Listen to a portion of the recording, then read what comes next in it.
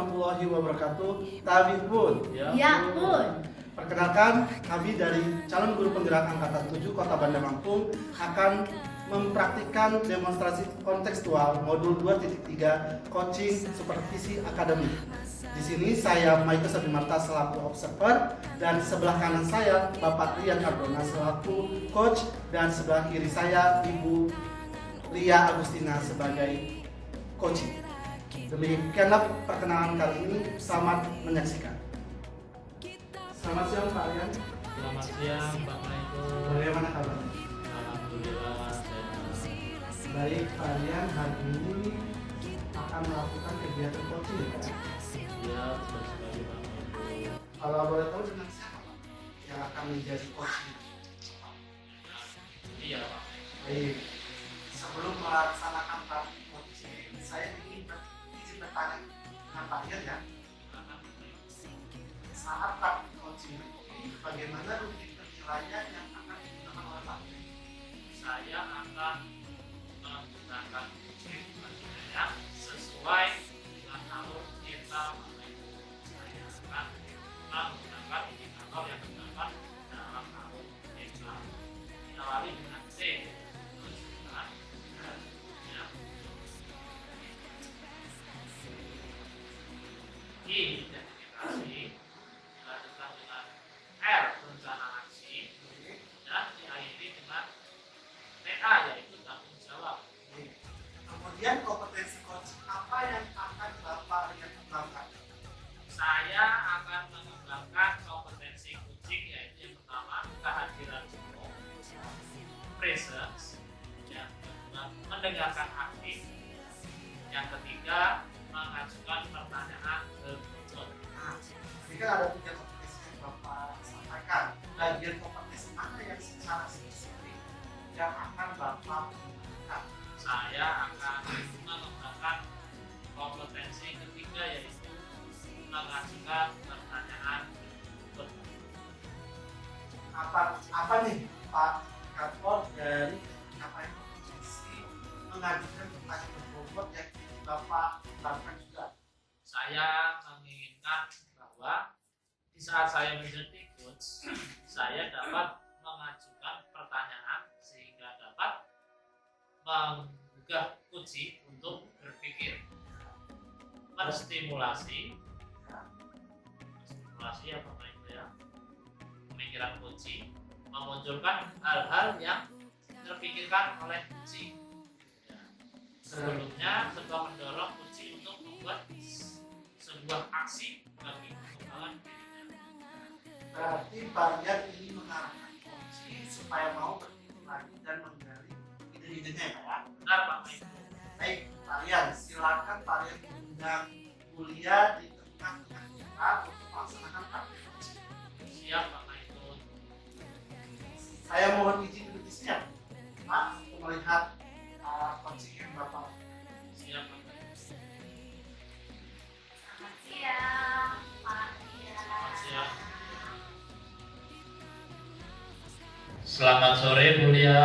Selamat sore, Pak Ya. Rian. Wah, terima kasih banyak Bu Lia sudah meluangkan waktunya di hari ini, di sore hari ini ya Bu ya. Sama-sama, Pak Rian. Ya, Bapak Bu, kita akan melakukan coaching sore ini ya Bu Lia ya. Ya betul, Pak. Ibu Lia mau sore ini mau membahas apa Bu?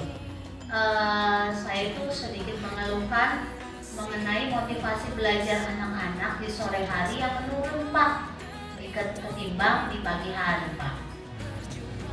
Oh ya, jadi menurut Bu Lia, apa yang Bu Lia harapkan dari obrolan kita di sore hari ini Bu?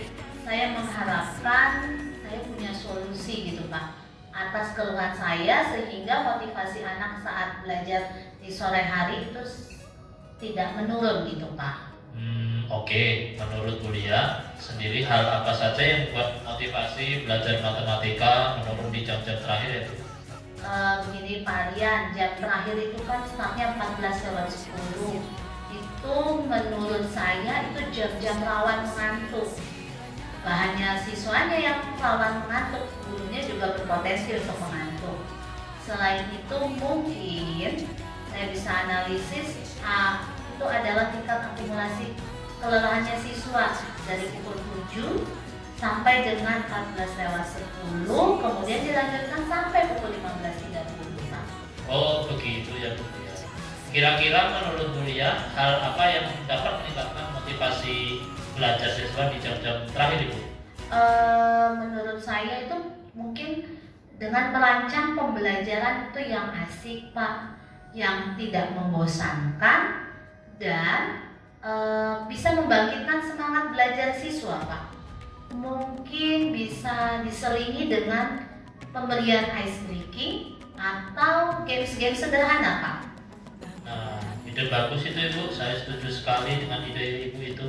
Terus menurut Ibu, pembelajaran bagaimana sih supaya pembelajaran menjadi asik dan tidak membosankan? Ya, begini Pak Rian, menurut saya pembelajaran yang harus berpihak pada siswa, sehingga yang aktif itu siswa bukan gurunya. Kemudian mungkin bisa saya selingi tadi Pak, ice breaking tadi itu Pak. Ya. Wah itu rencana yang bagus sekali dengan ice breaking dan games. Insya Allah bisa mencairkan suasana ya Bu ya, dan Ya, buat siswa amin, tetap Pak. semangat. Terus bagaimana dengan sumber belajar Bu Lia? Sumber belajar yang saya pakai itu adalah video dari YouTube Pak, video matematika. Kemudian slide presentasi pakai Canva Pak, biar menarik gitu ya. Kemudian saya menggunakan buku teks pelajaran Pak. Wah sumber belajarnya sudah cukup variatif Ibu. Apakah ada yang lain? Yang lain ya Pak. Oh ya, saya menggunakan jurnal pendidikan matematika Pak. Kemudian saya juga meminta siswa-siswa saya untuk follow akun Instagram yang bertemakan matematika Pak, agar di situ mereka juga bisa belajar dari situ Pak. Iya betul sekali Bu Lia. Saya yakin kalau Bu Lia menggunakan aplikasi yang ada hubungannya dengan siswa, pasti motivasi belajar siswa akan tetap stabil walaupun di jam-jam terakhir. Ya, semoga Pak. Sekarang rencana Bu Lia apa nih untuk menyelesaikan keluhan itu? Ya, saya akan menggunakan sumber belajar yang beragam selain yang sesuai dengan yang saya sebutkan di atas ya Pak ya. Ya. Kemudian saya akan melakukan pembelajaran berdiferensiasi Pak, khususnya diferensiasi produk. Saya itu ingin membuat tagihan pembelajaran itu menggunakan aplikasi TikTok. Jadi siswa membuat TikTok bertemakan matematika Pak. Bagus sekali rencananya Ibu, semoga berhasil ya Bu Lia ya. Apa komitmen Bu Lia terhadap rencana Bu Lia? Ya, saya berkomitmen untuk merancang pembelajaran yang mengasyikkan secara konsisten, menggunakan beragam sumber belajar, kemudian merancang pembelajaran berdiferensiasi Pak, sesuai dengan kebutuhan dan minat belajar siswa Pak. Wah, bagus sekali itu Bu Lia. Saya mendukung, mudah-mudahan berjalan sesuai harapan ya Bu Lia.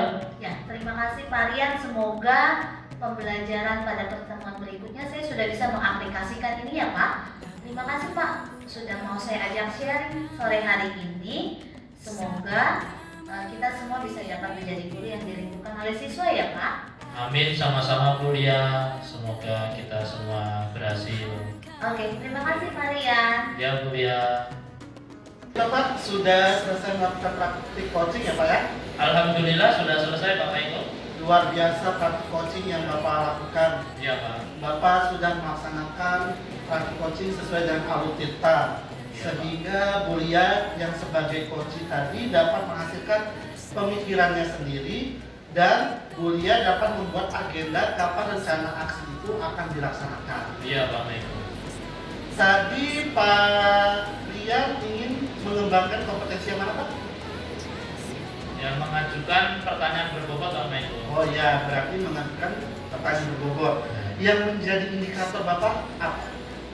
Stimulus yang pertama mengajukan pertanyaan berbobot, kemudian stimulus Pemikiran, pemikiran, coaching, coaching, kemudian sesuai aksi bagi pengembangan diri.